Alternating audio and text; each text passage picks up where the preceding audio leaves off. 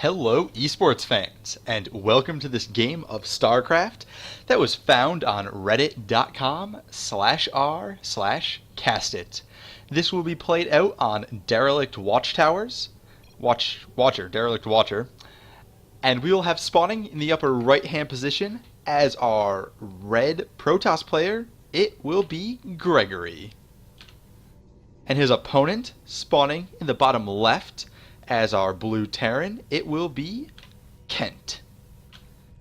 Now we will have Gregory and Kent playing out this game, and we see that Gregory is just going for what looks like it will be an in-base gateway. We'll see what he takes after that. And Kent just getting that wall off up, not as important in the TVP matchup, but still very good to have. You can deny scouting information, but it won't stop anything like a Zergling run by because there just won't be any Zerglings in this game, considering that Zerg aren't here. This is an interesting map because you have this very nice little natural base, like every map these days does, but there's really no obvious third to take. You would think this one, because it shortens the distance between your two bases and you can defend here on this area, but then you have right next to it this smoke that you can't see through, and the middle of the map is just wide open, so huge battles can take place there. It's not great for Protoss to get caught in the middle because their armies do like fighting in narrower areas and not getting surrounded, but as long as they get a good lineup, they actually won't lose too much in that situation. Gregory's getting pylon coverage around his base. He wants to be able to see everything. Getting that gateway up. He's got the first gas geyser going already. He's going to get right up into that tech, not going for any crazy zealot pushes or anything. And Kent is going to move out across the map with a scout and just see everything that Gregory is going for. Primarily just that the cybernetics core is on the way and that gas geysers have been taken. Another important one for Kent to notice is how many pylons are in the base. Is anything missing? If the second pylon weren't here, it would indicate to him that there's a proxy somewhere out on the map, and he has to be extra careful and has to start looking around for those starports, for those additional gateways, and just being ready to defend his home and not take this this natural. But because he sees all the pylons in his opponent's base, he can safely take this expansion. He sees that his opponent doesn't have very many units out yet, and he can feel comfortable that he can defend this pretty easily and get enough units out in time. Adding on the second barracks, he's going to go for a nice, big, strong bio play this game to fight Gregory's army. And Gregory, for his part, will grab that mothership core and the stalker and add on an additional gateway. He hasn't quite been able to. The mothership core is trying to hunt down this SCV. The SCV should be able to get out of there in time. Mothership core doesn't do a whole lot of damage, but now with the stalker, this SCV might be forfeit. And the stalker doesn't react and it gets out fine. That's alright. That's not a huge disadvantage either player. It's just that now Kent can try to use that SCV again later as a scout, but now the stalker chases down to the low ground and they kill it off down there. It knows that there is no expansion yet from Gregory though. Protoss can survive a little longer on one base than some of the other races though, because they're so gas dependent and the gas geysers take longer to mine out. We see the additional gateway comes down. Now the push that can come from right now is that Zealot Stalker Mothership Core push, which is incredibly strong in the early game for the Protoss player because of the addition of the Mothership's Core mass recall ability, which means that they can push out across the map, do a little harassment, and then come home very quickly and not get stuck out in the map. So he might actually start moving out with this little triad of forces here, which can get a little bit of poke damage done. But there's that bunker that's going to successfully hold off anything that Gregory tries to throw at Kent for a little while. And Kent has added on a lot of barracks. Kent is going up to 5 barracks, getting his supply depots down so he can keep up with this production. Gas is natural under, getting some good mining going there. A lot of mineral, not really, he's got 9 SCVs gathering minerals. He doesn't really have enough barracks to support this many, but SCVs and mineral collection to support this many barracks, but he's going to go for it. He actually has, he's doing a mineral or worker transfer when I was commenting on the number of workers he had. That's why it seemed so ridiculously low. He has 24 to 26 workers is the count at this time. Both players have been doing a pretty good job making sure that they do have constant unit production though. And we see that Gregory is tossing down his natural. The next is that is natural. We'll start getting mining from that soon. He just produced his first observer, has his second one in production, and even has that Twilight Council en route.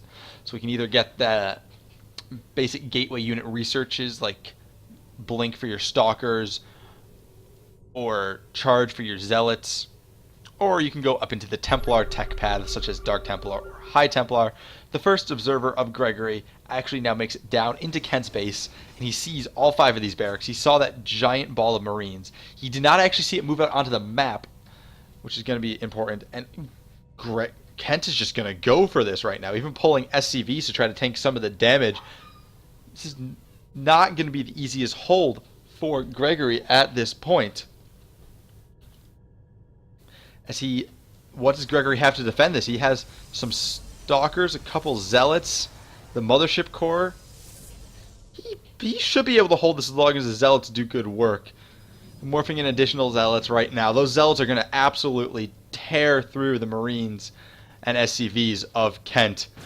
As long as they engage right, they're going to have to take out the SCVs first. That's not ideal for Gregory as he's killing off all the SCVs. He's got them all down in the... Oh, that is perfect. The Photon Overcharge on the Nexus is going to deal massive amounts of damage to this bio that's unsupported by medevacs.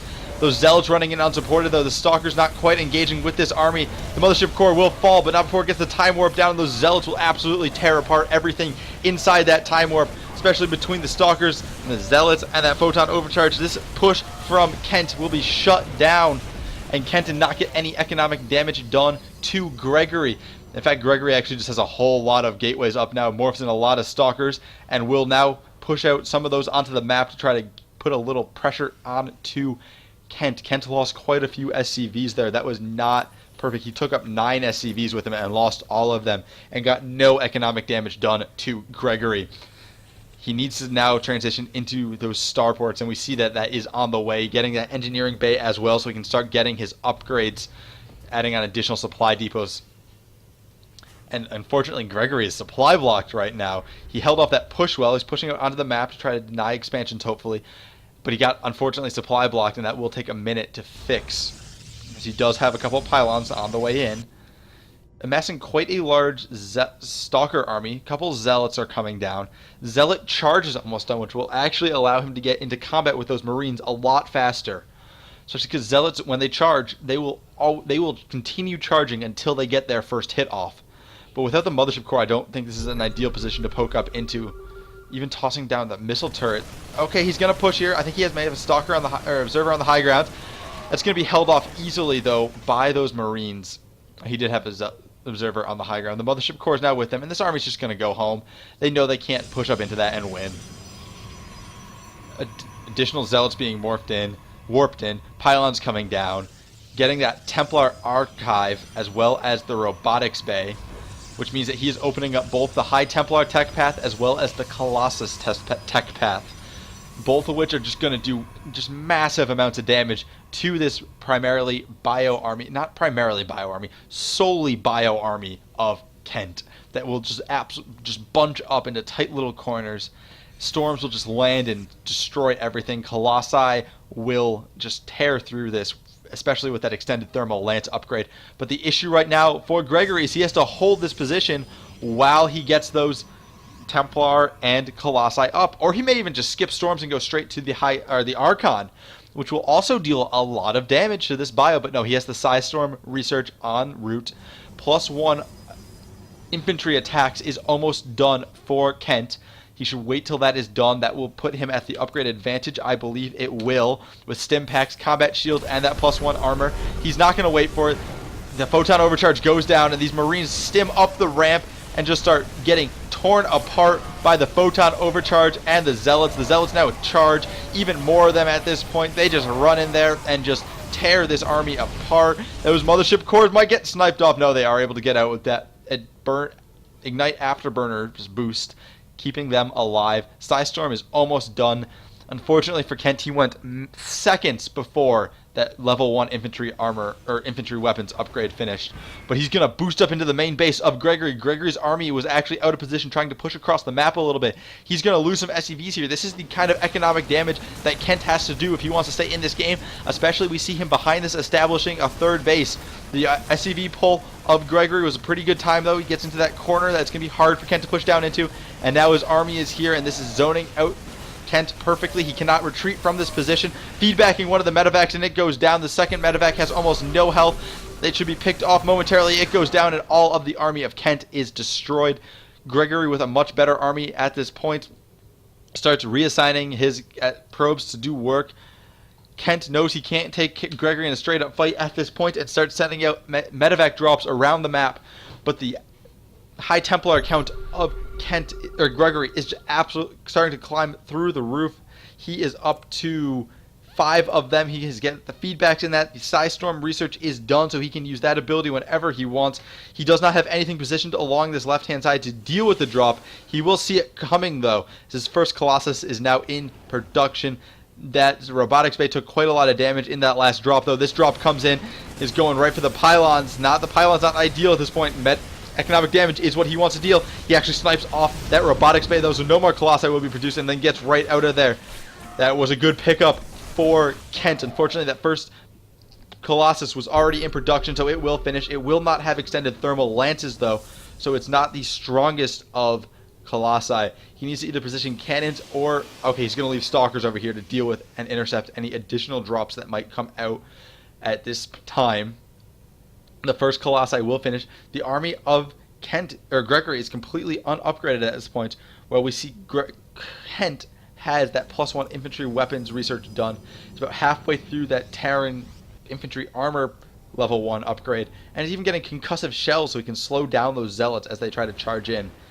He's going to try to go for the drop again. Is he going to try to catch back of the army? What's he going for here? Is the army's moving out? Oh, the feedbacks were so close to taking out both those medevacs. Just not enough energy on either one of the medevacs. Stalkers being morphed in here. This drop play should be shut down pretty efficiently as they are just beating a full retreat. Those feedbacks were almost perfect. That was so close. Oh, that's just got to be heartbreaking for Gregory to see those not fall, as Gregory is establishing all of these pylons along the left-hand side. Planetary Fortress here at the third base for Kent. Lots of additional bunkers have gone down. Kent is getting ready for a hard hold at this time, even getting those Vikings in production to counter those Colossi.